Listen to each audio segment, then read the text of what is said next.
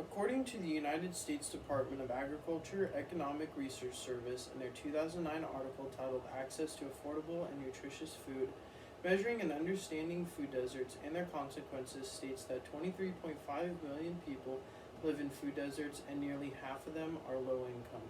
This proves that a lot of people do not have access to grocery stores. Food deserts are geographic areas around the world that do not have access to affordable, healthy food because grocery stores are too far away. Some people live as far as 10 miles away from the nearest grocery store. Some of these people that live in low-income areas are even more unable to access grocery stores that are far away. Imagine if you are supposed to be on a hard, healthy diet, but you are unable to get to the grocery store. You would probably end up dying from not being able to get the foods that meet your diet. I feel I am credible to speak on this topic because of the enormous amount of research that I have done. Healthier food choices should be easily accessible for people all over the United States. First, I will discuss the problems with food deserts. Then, I will discuss the effects of living in a food desert. Then lastly, I will finish off by talking about some solutions to food deserts and how we can eradicate them in the near future. Most people living in a food desert are forced to eat unhealthy and have no access to healthy food options. People that live in food deserts are forced to eat unhealthy food because there are no grocery stores that are easily accessible.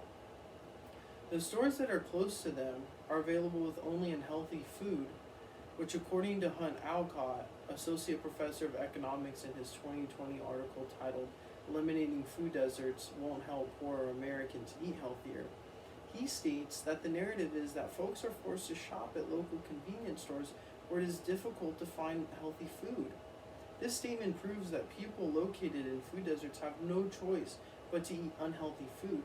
People that live in food deserts must resort to food that is available inside of gas stations, which are full of saturated fats. Many people that are located in a food desert are of low income and have no access to transportation. The rich are fortunately located in areas where they have a grocery store right down the street. Unfortunately, the low-income areas suffer from this. This is a huge issue that needs to be addressed.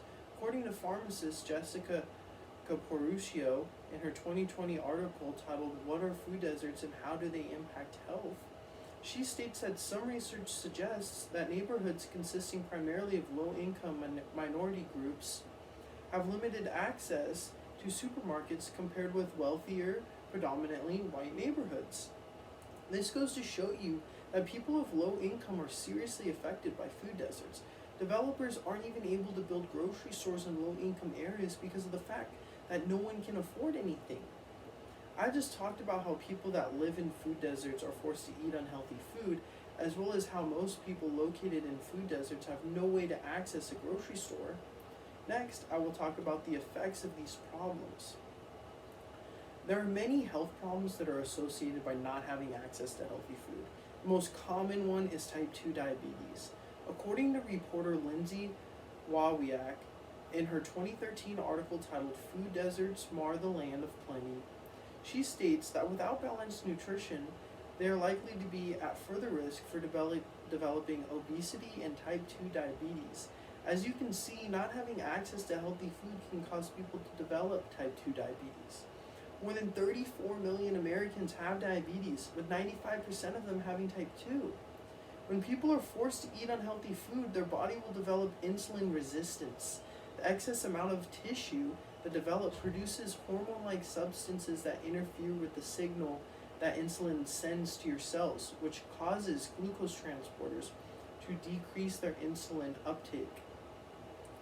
Due to the fact that low-income areas suffer from lack of transportation as well as lack of developers building grocery stores, and those areas cause people to resort to gas stations and liquor store foods, which are not healthy at all.